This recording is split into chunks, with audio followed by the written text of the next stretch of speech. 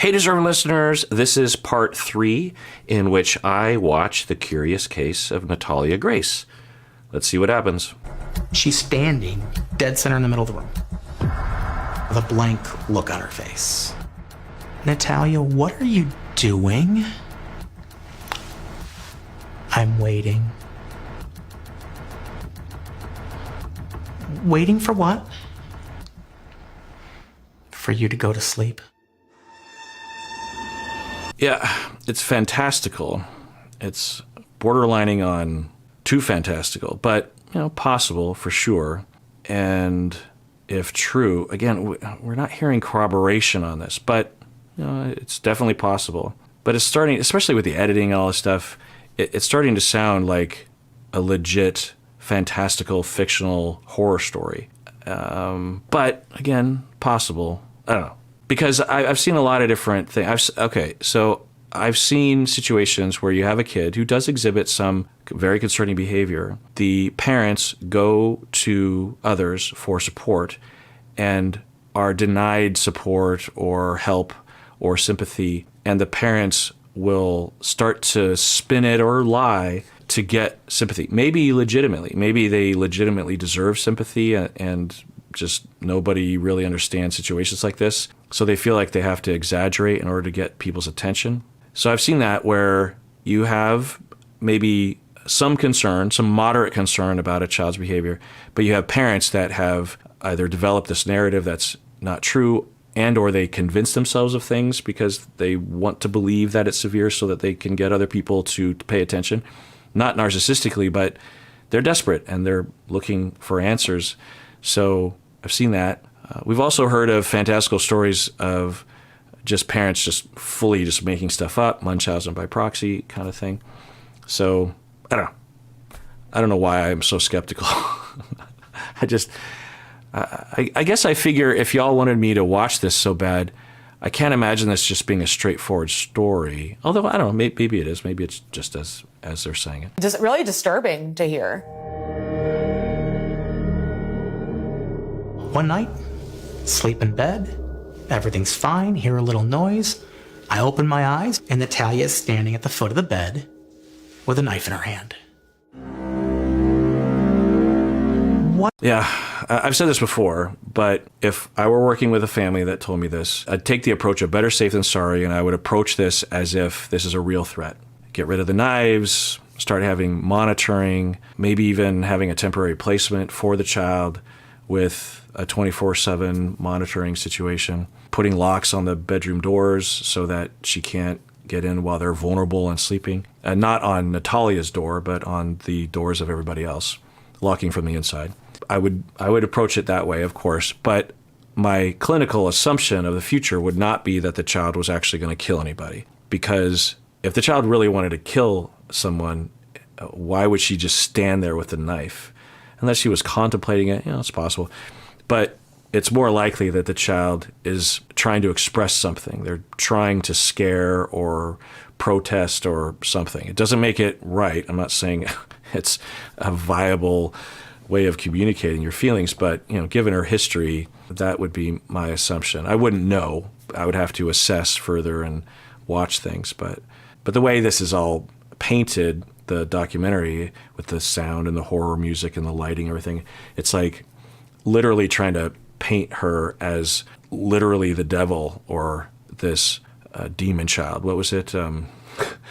Damien or whatever. Why are you in here? I don't know. But it's just this blank look. There's no emotion. There's no feeling going through her. It's just this blankness. I don't know what I'm doing here.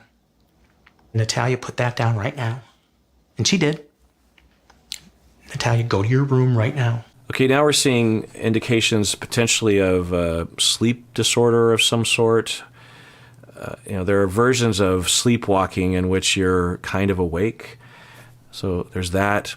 Also, maybe the development of psychosis or confusion or brain injury or something. I don't know. The way he's presenting it, it's possible that she's confused and is maybe even hallucinating. Who knows?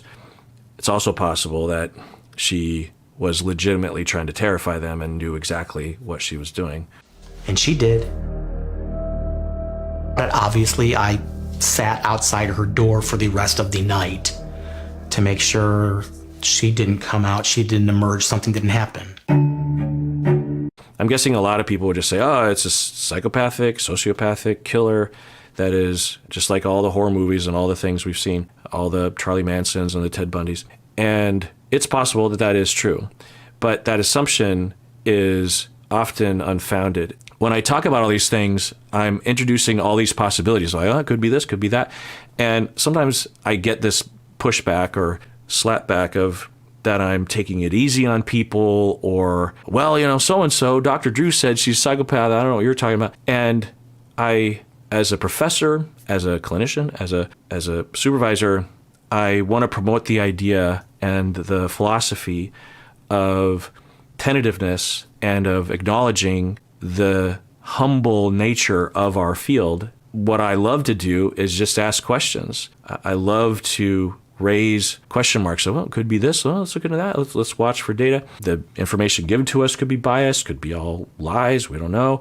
I recognize it can be frustrating, but if you embrace what I believe to be the reality, I think it's quite liberating. And I think it lends itself to an actual pursuing of so-called truth or objective reality, because once you recognize that it's not easily found, then you can begin the journey of discovery. Christine comes back in. Christine screams. I come racing downstairs. See a bottle of Pledge. I see Christine's coffee cup, and Christine tried to drink it and instantly tasted Pledge. Cleaning supplies had been poured into Christine's coffee cup. All right, so we don't know if any of this is accurate or distorted, but just going off the description, this is an example of what I was talking about earlier regarding Machiavellianism, maybe sadism, definitely on some sort of psychopathic spectrum, in that you have a story of an individual, whether it's a child or an adult, or someone posing as a child who is an adult. I don't know. They haven't revealed that. I don't know if we're looking at a teenager posing as a child. I assume that's what it is. Anyway, so regardless of the age, you have an individual who, without any prompting, without any immediate reason, takes revenge or tries to harm another person.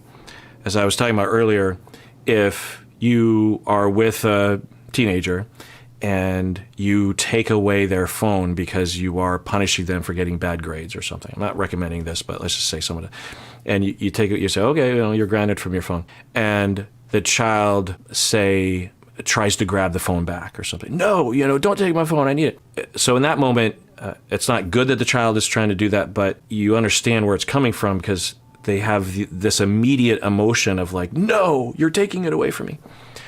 Whereas when you have a child who, without provocation in the immediate, seemingly makes a plan.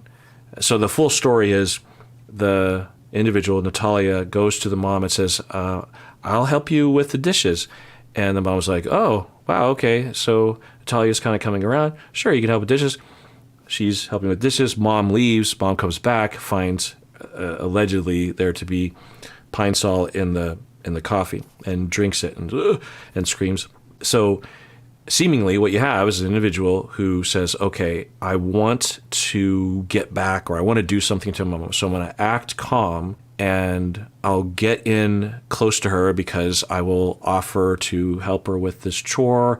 I'll wait for her to leave. I'll capitalize on that moment and I'll get to realize my plans in the end. That's different than the kid that just grabs the phone back, right? This is not just your typical defiance. This is a plan. This is Machiavellian, and it's very scary, right? Because if you have a child that reacts impulsively in a way that's defiant, then at least you can only be on guard when your child is having an emotion or has a reason to have an emotion.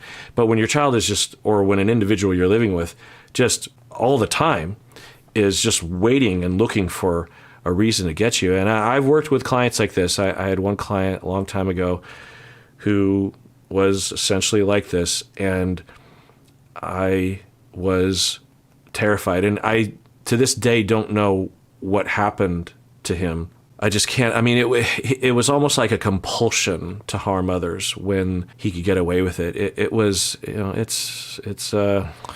do I say? It's clinically, it's a problem to work on, but as a citizen, it's utterly terrifying. So we're hearing a story like that. Now, it's dish soap, so presumably that's not going to kill you unless you drink a lot of it.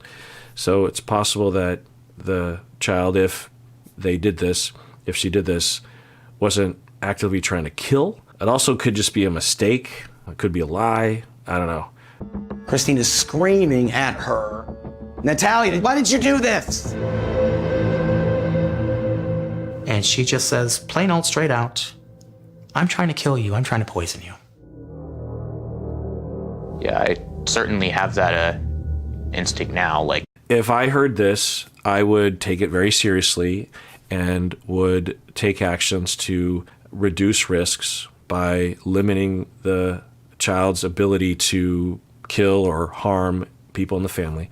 So better safe than sorry. But I would assume this wasn't an actual homicidal intent, especially given the stories that I've heard. You know, if she really wanted to kill or poison, there's more effective ways of doing that. And if she's older than they think, or than she's been told, you know, she probably knows how to work the internet and look stuff up, who knows. But standing at the foot of the bed with a knife and waiting for the parents to wake up, it could be a homicidal intent. It could be a child that's like on the fence or something, but it also could be an intimidation tactic. Putting Pine Sol in your coffee, is that a legit attempt to kill the mom? Or is it just a way to screw with her and then she says, is she trying to get kicked out of the home because she wants to go back to the other home, or she doesn't like these people, or she doesn't like Indiana, or, you know, there's just a lot of questions. This episode is sponsored by BetterHelp. It's a new year, so of course it's time for New Year's resolutions. But often, those are just manifestations of internalized harmful voices that tell us we're not good enough. So instead of making a resolution to change something, let's recognize that we are already good enough. Now, most people think of therapy as a place for us to work on our problems, but there are several schools of thought within the field of psychotherapy that adamantly reject that paradigm, like narrative therapy and solution-focused. Instead, these clinicians help us focus on what we're already doing well. And by helping us do that, data shows that we often will gravitate towards more beneficial patterns. Well, one place you can find such therapists is on BetterHelp. If you're thinking of starting therapy, it's definitely worth giving a try. So celebrate the progress you've already made. Visit betterhelp.com/Kirk today to get 10% off your first month. That's BetterHelp, HELP.com/Kirk. I can't really share a drink with someone unless I've, seen the surface of it the entire time.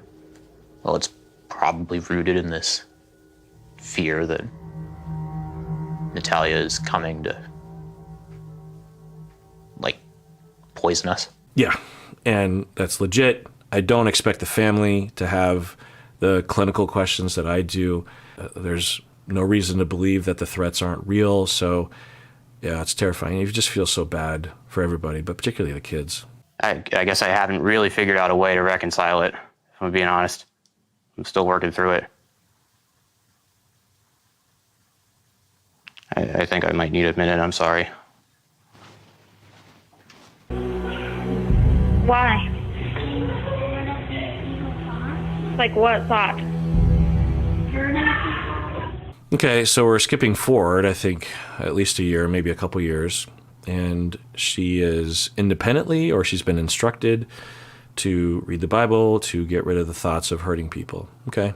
I mean, I don't recommend this particular treatment intervention, but as I've been talking about, there are ways of trying to help people like this. These behaviors can absolutely be related to trauma, things that can be healed, can be a symptom of things, not some indication of an inherent foundational personality difference. So maybe this is a part of that. I don't know.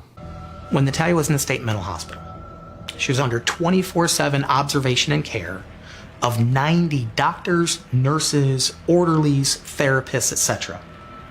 While she's there, she admits openly and freely that, yeah, I'm trying to kill her.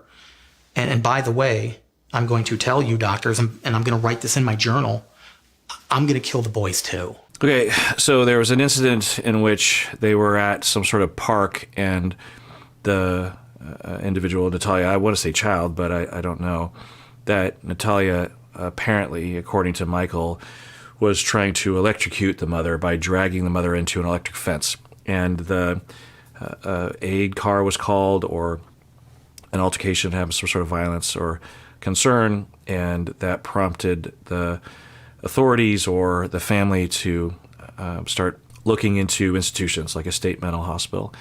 And yeah, given the story, I understand the decision to place her in a hospital. Do I think it's going to help? Maybe. It's hard to know. I've talked about this before, but just very briefly, is there's only a small set of things that can be provided to a family, even if they're super rich and they have all the money in the world, but that's not usually the case. So even people with access and privilege and money, there's only so many things available, which can be very distressing for parents, because I think that there's this notion that is propagated that when push comes to shove, if you really wanted, you can always spend more money to solve the problem. But we just don't have those services. They don't exist. We don't know how to even assess these things, let alone change these things in people. We have things to account for it or adjust for it or to reduce harm around and within. Natalia's issues, it's a very difficult situation. And so anyway, we just have to take a guess and say that Natalia has been through a lot of trauma, a lot of difficulty. We haven't heard anything about her history, but hard time believing that everything has been fine up until adoption, right? I'm going to drag their bodies out of the house, and I'm going to put them underneath the deck out back.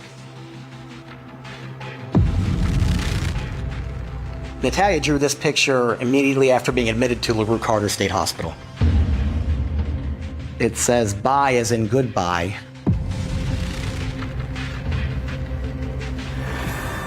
It's interesting, the goodbye included the three sons and the mother, but not Michael. I was reading into it. It just makes you wonder. Okay, due to concerns about their employment, the workers of LaRue Carter chose to stay anonymous. The people in the mental hospital. According to LaRue Carter, intake workers, Natalia was transferred to the adult wing upon discovery of her pubic hair. She's not a kid. That's an adult. She was aggressive. She was very manipulative. She could be sneaky at times. So this is the first time we're hearing corroborating statements from someone not in the family. I tend to believe the oldest boy. I don't know, but even that, he could have been fed information. It's hard to say. I remember seeing how mature she was and how busty she was. Her clothing became very revealing of her body, her breast. She talked about sex a lot. Okay, so I think we're hearing from 3 different staff members, different statements being made by different people. Most documentaries have a twist, so I'm guessing there's some sort of twist. Maybe it's just her age, I don't know. But I keep looking for evidence. I'm not saying that, if Michael and the family were actually abused and harmed by Natalia, I don't want to just constantly question their story, But so if I just heard this story, I would assume that the parents were telling the truth. I wouldn't know. I wouldn't put money down on that, but I would just think, well, why would someone make that sort of thing up? I mean, some people do. But since this is kind of a long documentary and I'm sort of in the beginning and y'all have been asking me to watch this, I just assume like something's coming down the pipe. But so I don't want to give this notion that I'm constantly skeptical of everyone's stories of being victimized. I'm not like that typically. But I never fully just accept everything that anyone tells me, whether I'm acting as a professional or not. I am always holding out for who knows, maybe there's some exaggeration or some distortion or misperception or mismemory or something. So I'm just exhibiting that kind of thinking. March comes Christine and Natalia are having the who are you fight. Christine wants Natalia to write down people she's lived with, places she's been. Tell us about people you've known. Okay, so we've skipped forward at least a year, if not two. The mental hospital informed the family that Natalia was propositioning and possibly having sexual interactions with other patients, maybe staff members, I'm not sure. And they say she can no longer be here. And if you're the family, if we take the dad's word for it, this is pretty demoralizing because you finally get to a situation where Natalia is in a facility. She is presumably safe. There's a lot of monitoring. There are dozens of mental health professionals around her to help her, and you've reached the promised land, I'm guessing that the service was paid for by insurance or some other way of funding, because that can be very expensive. I don't know how much money is I think he was saying, well, they had a Lamborghini, so, but even that, like that sort of service, people will sometimes, clients will propose like, maybe my kid should go to a mental health hospital, or maybe I should go to a mental health hospital, because I think there's this notion that that is going to fix it. And sometimes it does. I mean, there are legitimate reasons to recommend that I will engage in. But the reality is that unless you have funding for it, and even if you do, sometimes insurance only pays a percentage or something, the expense is so astronomically high, and it's temporary. They might have you in the hospital for a few days, maybe a week if you're lucky, and that's not going to change much. The main reason why I would recommend people go to the hospital is because people were at imminent risk of dying by suicide, and there was enough reason to believe that even if they went home with their support system, that they would find a way to die. So they needed to go to the hospital to make sure that there was no access to implements, there was monitoring, there might be an assessment for changes in medication or something, but then I would recommend, and that doesn't solve the problem, it just gets them through those days that, maybe a few days, maybe less, maybe longer, in which they are not safe to be by themselves. But I've even had clients who are still at imminent risk, but the money runs out, or the protocol is such that, the person has to be released now, or they answered the questions in enough of a nuanced way that we're going to discharge the patient. And it just isn't the way that it's depicted in society. That, it's kind of weird, sort of both, right? That the mental health hospitals are depicted as these crazy asylums, like Batman. And then on the other hand, there are these places that solve all your problems, and neither are true. So it's really demoralizing. Natalia goes back to the family, and we're hearing that from Michael anyway, that the mom, Christine, is playing the where are you from game, meaning that it was a frequent conflict between Christine and Natalia about, tell me the truth. Who are you? Where are you from? How old you are? That kind of thing. And this night, Christine decides that the most effective way to make you tell me who you really are is you no longer have a bedroom or a bed. You sleep outside. Grab your blanket. You're sleeping on the back deck. I have heard of parents who will do this. I've had clients who will be told to do this by other organizations or books that they've read, where the procedure of trying to shape behavior or trying to get a kid to comply, and the justification is reasonable. You are trying to protect your other kids. You're trying to help the child not harm themselves. You're trying to set the child up for success in the future. There's a lot of legitimate reasons why you would want to get a kid to stop this pattern of defiance and aggression. So there's a lot of difficulty for parents in situations like this because there aren't really answers, and they either believe that, well, I just need to be harder on the kid, or they're just so resentful of the kid that they just have lost all hope and they just want to punish or get rid of the kid.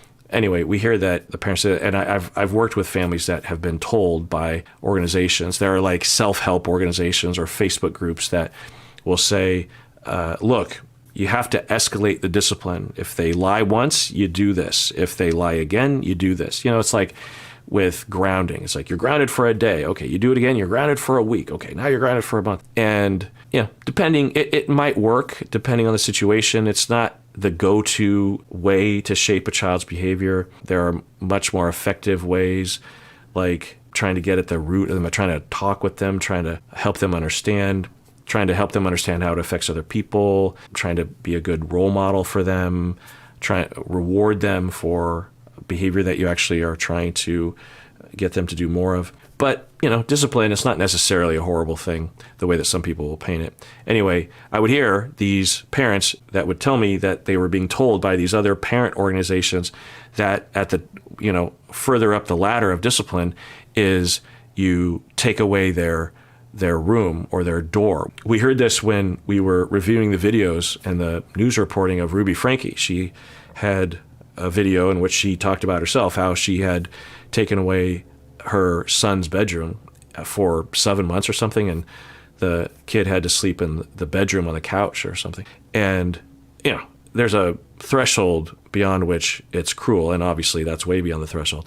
Making a kid sleep outside, I think most people would agree that's cruel regardless of the situation. So not uncommon. So I'm guessing maybe the mom had been trying to get some answers and had given up on therapists and the mental health hospital and was resorting to other kinds of influences. I don't know. Natalia's out there crying. Finally, 3 hours into this, I tell Christina, I can't do this. I get up, I let Natalia in, I get her back to her room. Plus, the transgression that we're being told by Michael anyway is that Natalia just isn't being forthcoming about her history. And if I were given a clinical situation like this, my first hypothesis would be that she's ashamed of her history, or she's worried if she reveals her history that the family will get rid of her. That's kind of the weird thing about situations like this, is that some kids who have had very difficult histories, when they finally get adopted, they have a very conflictual relationship with their attachment to their adoptive family. There's a part of them that desperately wants acceptance and love and stability and consistency, and deeply appreciates the love and attention that they're getting. There's another strong part, maybe a more noticeable part of them, that just hates the fact that these people are telling them what to do. I mean, how dare you tell me what to do? I've been living my own life for a long time. I've had to survive on the streets, or I've had to survive the abuse that I've been through. And what do you know? You're just this suburban group of people, you don't know shit. You don't know what I've been through. Get away from me. Or I am so scared of opening myself up vulnerably to these people, and that will result in harm like it always does. So one way to avoid getting close and vulnerable is to overcompensate by intimidating and being aggressive and lying and this sort. So that would be my hypothesis as to. So why would you have to, if the child is systematically abusing one of the other kids or yourself or something, then I would understand escalating the discipline. I still don't think sleeping outside is the answer, obviously, but there at least would be understandable in terms of why you would escalate the discipline. But just because the kid isn't being forthcoming about their history in the way that they've never been forthcoming, it sounds like, given Michael's description, it sounds like the mom is starting to lose perspective. All right, well, let's adjourn there. Everyone out there, if you care to, you can tune in next time when I continue watching. And everyone, please take care of yourself, because you deserve it. You really, really do.